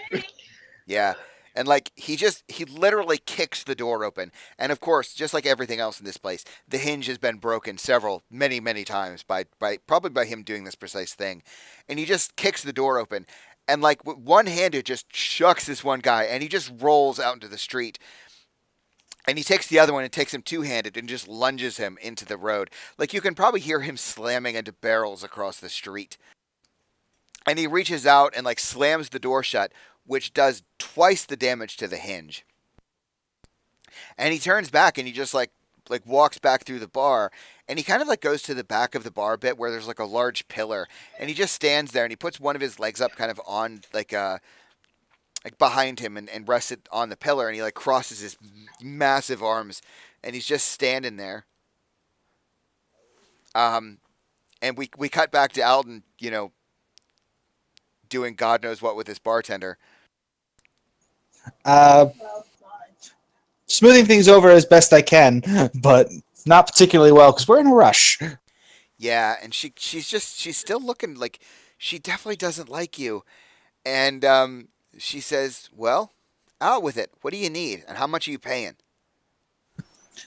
I'm paying based on what you give me, and we know the Zentara moved into town. We want to know who wants to move them out. Yeah, and she says, "Nah, I think 10 gold up front." Why would I pay you 10 gold for nothing? She said, "Well, I mean, you can pay me 10 gold for something, or you can pay him to knock your teeth out."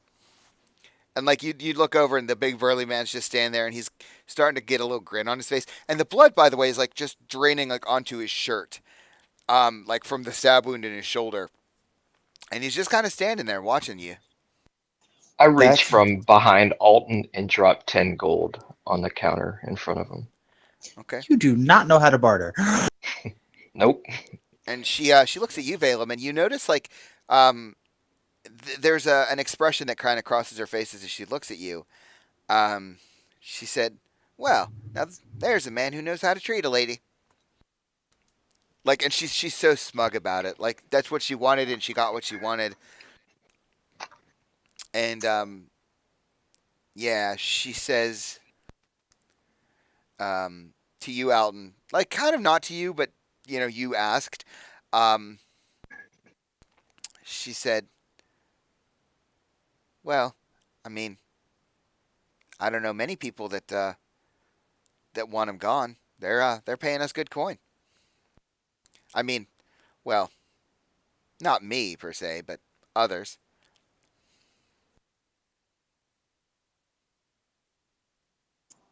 Mm-hmm. And the 10 gold was for who wanted them gone. Why don't you roll me a persuasion check? Okay. She says,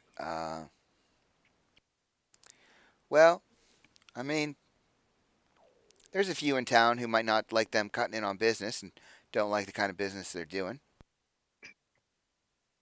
That's who we're looking for. Where to? She said, I don't think 10 gold's enough for that information.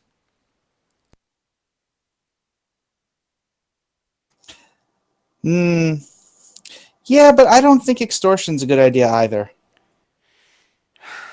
Well, she said, I was just trying to be friendly. I don't know anything about extortion.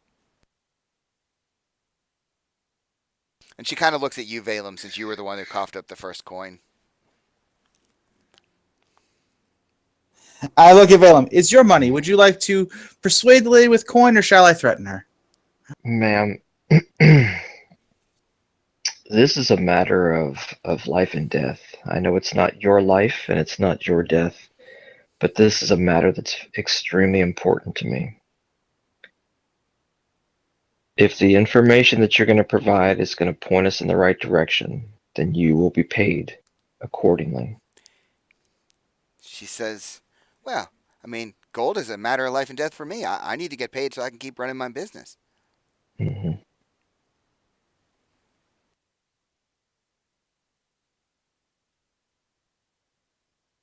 So, just gold?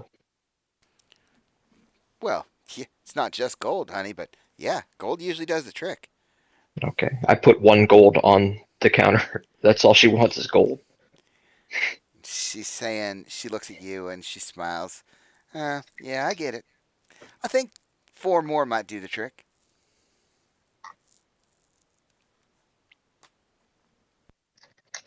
I put 4 more down.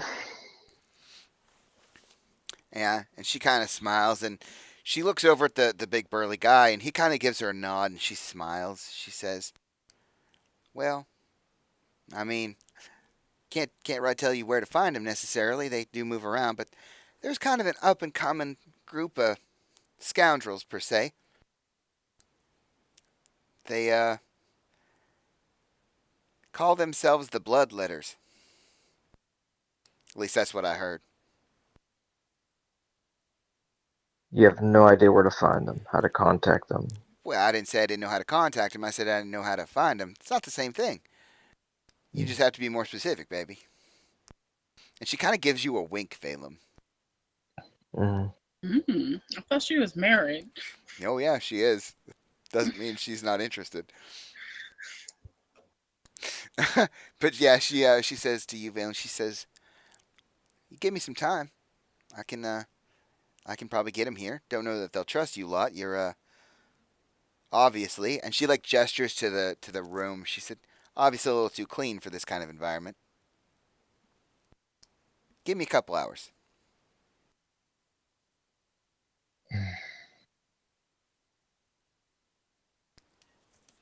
What do you say? You'll get them to come here. Well, if that's what you want. She said, if you want to meet him somewhere else, just tell me.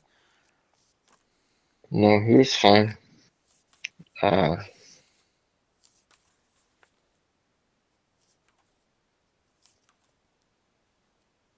They'd be much appreciated. And she said, yeah, she kind of again like smiles at you a little bit, Valem, and she leans over, and she is dirty. She's covered in like liquor, and there's probably blood splatter on her.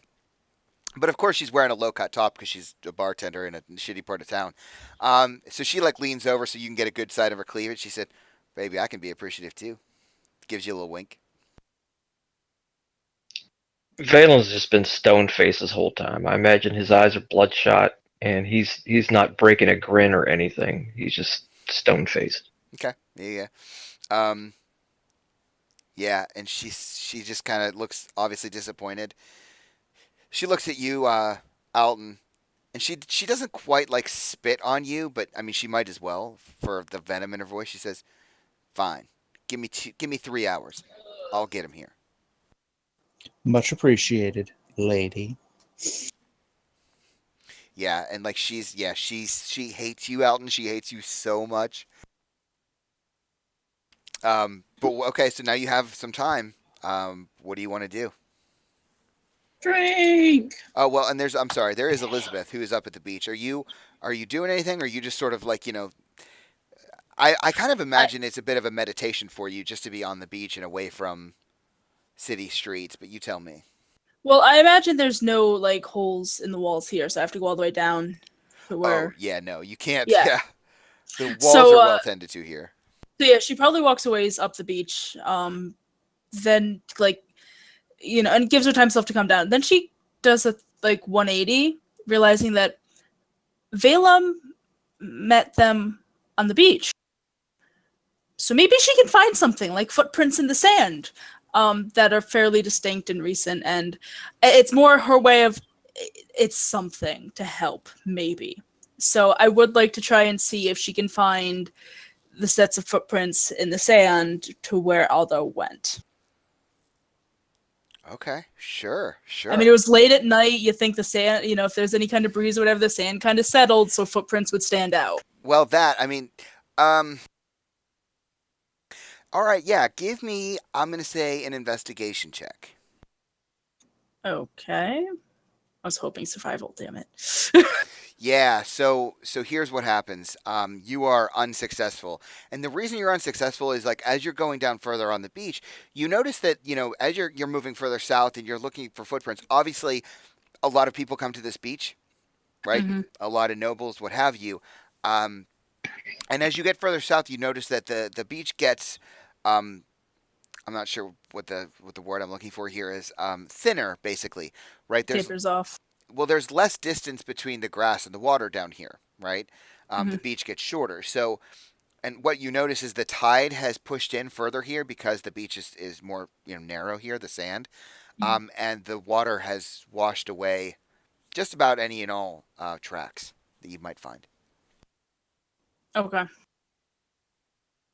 I'm assuming it's getting pretty late at this point. I mean, I'm gonna say by this point it's probably 2:00 in the morning, 2:30. Yeah.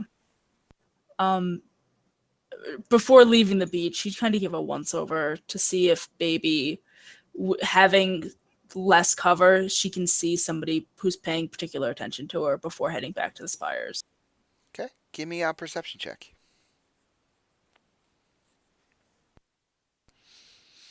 Yeah, it's too quiet.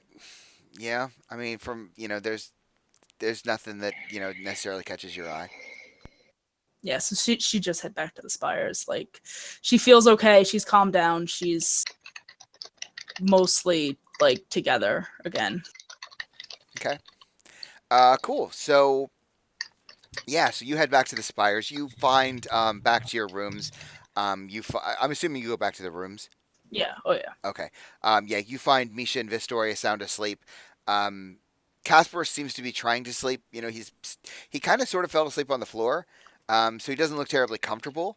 He did sort of try to arrange some cushions. He is sort of sleeping. It's probably not going to be a great night of sleep. But Misha and Vistoria both sound asleep. Okay.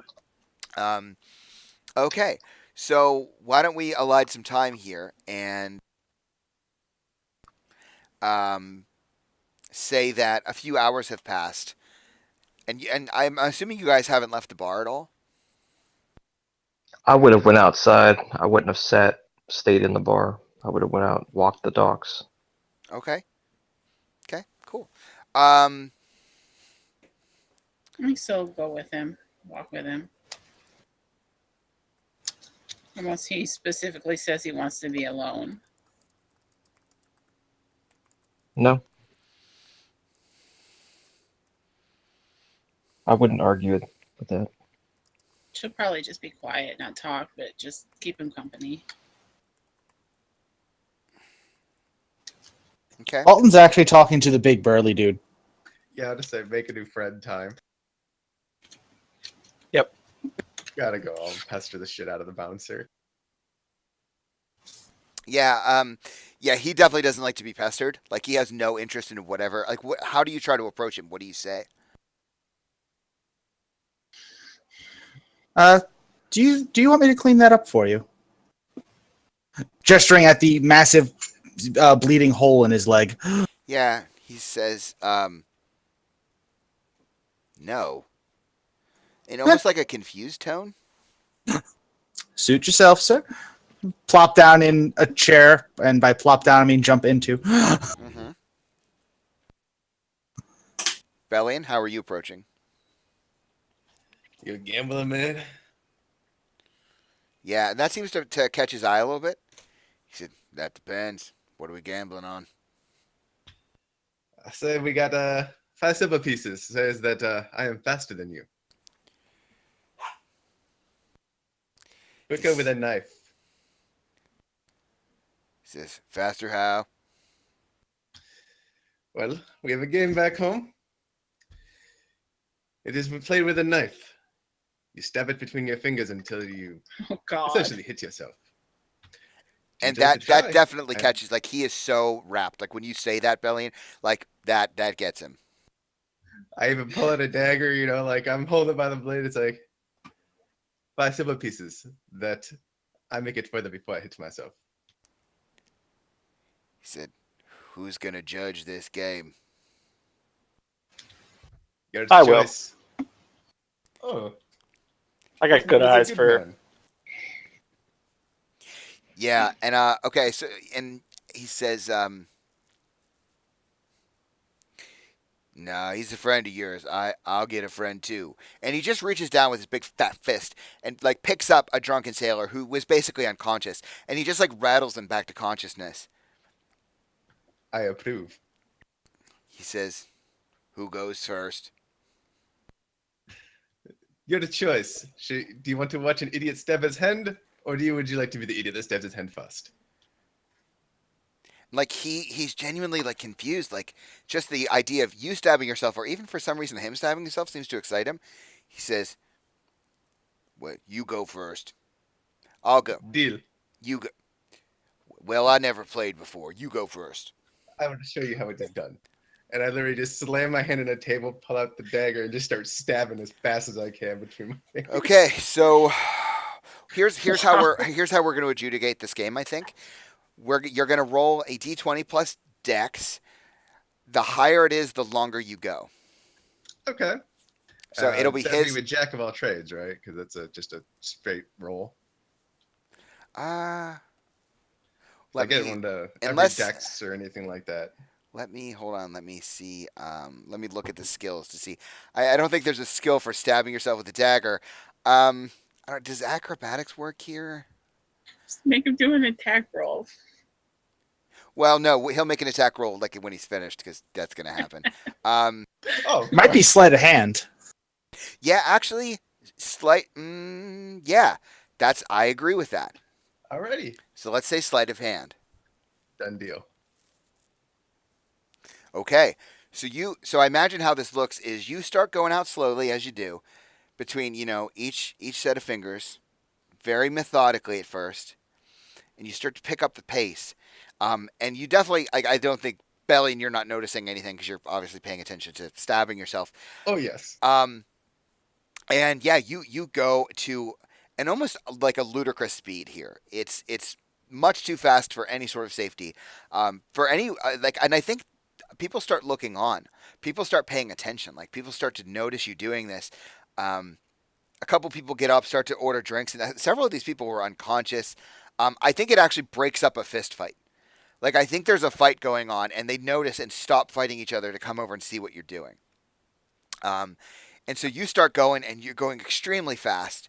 I'm trying to count every time he gets back to his thumb. Okay, What? perfect. Yeah. Yeah, and eventually you move so fast that you end up stabbing yourself. First, roll me a d5. Hold on. I mean d10 if you want. Yeah. Okay. Index finger, baby. It's what? Index finger, right? Okay. Yeah. So it's either index or ring. So we'll go index. That's fine. We'll go from thumb first. So you hit your index finger. Now roll me your. I think a dagger's d4. I have it already. Well, I was going to assume you were going to hit regardless, but okay. Oh God. Okay. So There's you 7 do. damage. You do 8 piercing damage to your index finger. I pull my head out.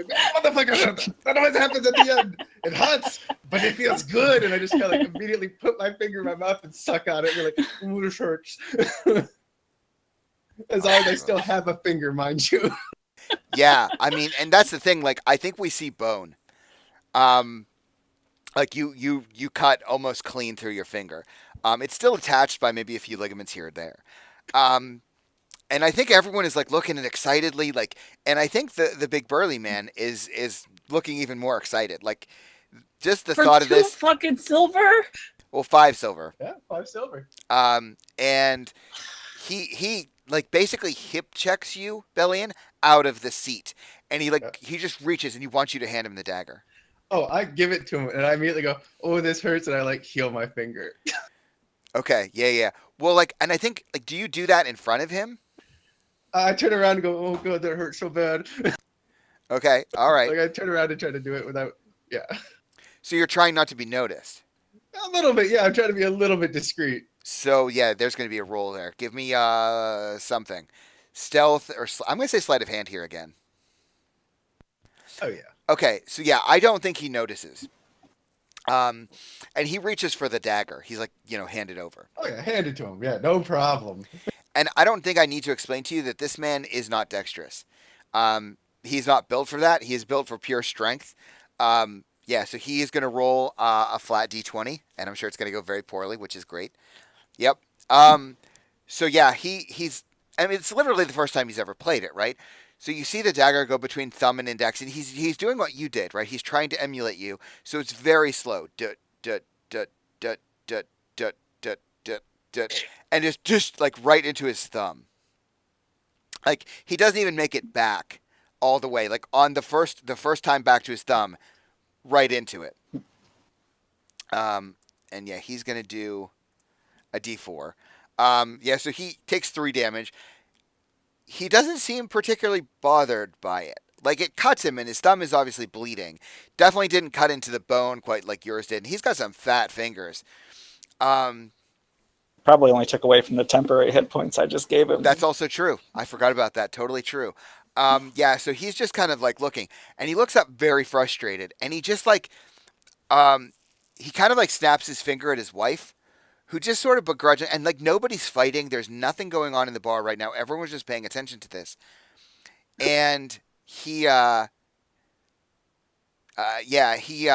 comes over and just plops down 5 silver pieces, from her hand onto the table, but he doesn't get up, and he starts to do it again.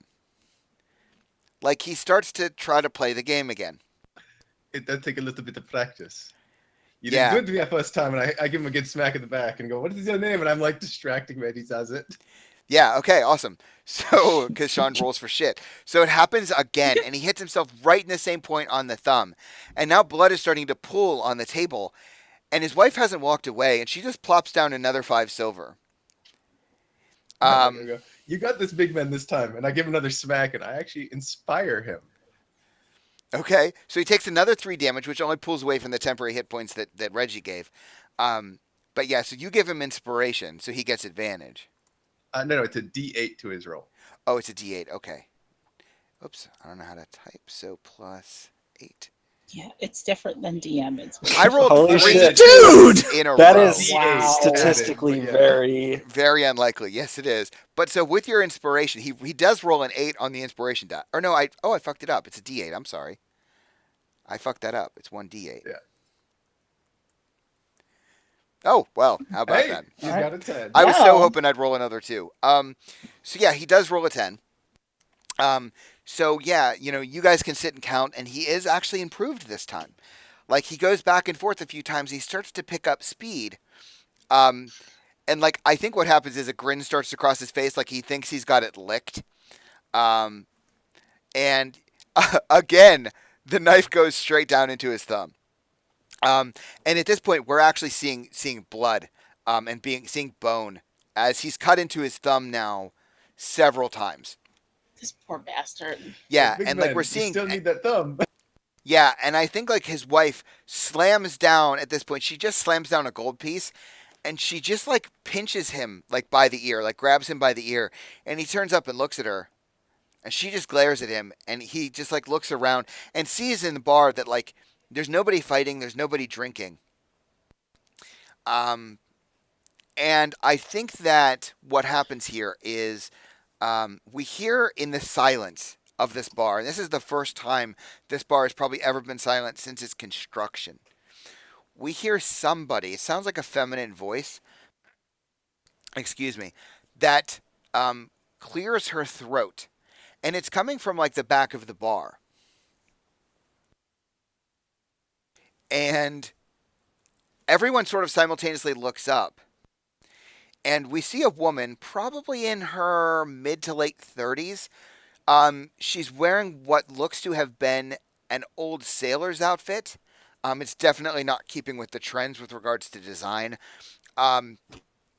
Blonde hair pulled back into not a ponytail per se, like it's a little wild, but it is kind of pulled back away from her face.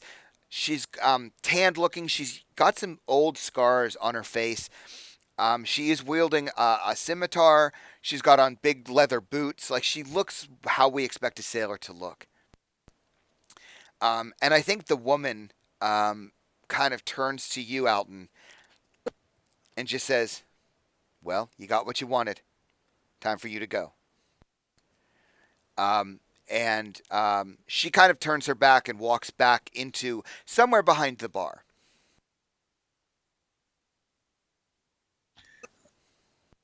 Good job, big man. I'm gonna take my dagger back. When I come back here, and I will eventually, we'll play again. You can get all your money back. Yeah, and he looks up and gives you a big toothy smile and reaches out to shake your hand with the hand that's covered in blood because he's cut into his thumb 3 times. I shake it, just not even With no. your hand that's covered in blood. Or you Yeah. healed your wound, I guess. So. No, I still have blood there. I'm just gonna shake it and be like, "Good job, man." Yeah, and he like smiles. He said, "I'll get you next time. I'm gonna practice." You do that. We Yeah, come lots of back and he's practice. missing 3 fingers. Oh yeah, exactly. On each hand. Just remember, always stop after like maybe 1 or 2 stabs to each finger because you still need the fingers when you're done. You have to punch people. It's a part of your job. Yeah, he says, "Don't need thumbs for punching." Gives you a You smile. make a good point. Yeah. Okay. So you guys, you see this woman disappear into the back. So what do you want to do? Bear in mind, I apparently think Valem is outside. I was gonna so- say I know Valem's outside. I don't know if Selena. Did you didn't go with him? Yeah, Celinda's still with him outside. Okay. So Alton, I guess I should have split everyone up, but that's okay. Yeah. So Selena and Alton, you guys or Selena and Valem, excuse me, are outside of the bar. So Reggie, Bellion, and Alton, you guys all see this. I'll tell Alton and Bellion that I'll go find Valem if you want to go start Oh, meeting. this I'll woman. take care of it. Now you sending. We got him. Come back. That's sufficient. Friended magic users. Okay. Maybe you should sending Beth and tell her where we are instead and have somebody come here and get us. We're like right outside the bar. No, he already did it. So okay. It's too You late. said you were walking along the docks and stuff, so I don't know where you wandered. Like pacing outside the bar. Doesn't Yeah, matter. we would have been right outside. Oh well. Regardless. matter. Okay, so you guys head back in. The bar is starting to kick back to life. People are, who have just recently woken up from unconsciousness are starting to go back to drinking. So them stabbing their hands now. Yeah, oh yeah, and some of the other people have like literally pulled out daggers and are starting to and they're not doing it seriously, but they're trying to figure out okay, stab here, now stab here. And they're being very cautious because obviously they don't want to cut themselves. But yeah, you start to see this starting to pick up. Yeah, the woman, the bartender behind the bar, the woman just kind of gives you guys all a nod, like back there, and you kind of make your way. And people now are sort of like making sure to move out of your way, especially Bellion. They're definitely giving Bellion a wide berth. Yeah, and I think as you're passing by Bellion, people are kind of like looking at you, and a couple people like try to shake your hand, welcome to the bar, welcome to the club. Oh, they get it, and they get the bloody hand every single Okay, time. sure. Yeah, so you're kind of passing through, and Bellion's looking, and Valem, you don't know why this is happening, but Bellion sort of looks like a celebrity a little bit. And you kind of pass back into the back of the bar, and there's what appears to be a storage room off to your left. You can even smell it. You can smell what was probably rotten food, like fruit and vegetables that probably are never used. And there's kind of a hallway that cuts down to the right. and it opens up into a pretty snug room. You might all fit in there, but it's going to be tight. There is a small table with one singular candle on it. This woman that we saw, who is wearing the the old sailor's outfit, is sitting, but on each side of her, behind her, there's two separate people. On one side, we see a man, probably kind of young, early 20s, wearing mostly black. It's obvious he's making an attempt to look noble, like he's trying to wear a quote-unquote suit. But it's a suit that's clearly out of fashion. It's old. It's not well tended to. But he wants to give the impression that he's of a higher station than he is. And the other person, we can't read their gender because they're wearing a mask, and it looks like a mask that is. It's meant to be painted like it looks like a haunted mask. Like it's meant to look like spirits or ghosts or like there's something. It's the Scream mask. No, not like that. Like it's black with white paint on it. But the paint is again, it just looks in weird patterns. But it's kind of a haunting mask. Like just to look at it, it looks kind of strange. And the woman kind of gestures to all of you. But Al, more or less you in particular, and just kind of beckons you to sit. Take a seat. Yeah. And she gives you a nod. She says, "Name?" Alton Brownbread. R.C. Keel. It's a pleasure. And she makes no gesture to shake your hand, and I think that's where we're going to take our break. Alrighty then. Can we get spelling on her name?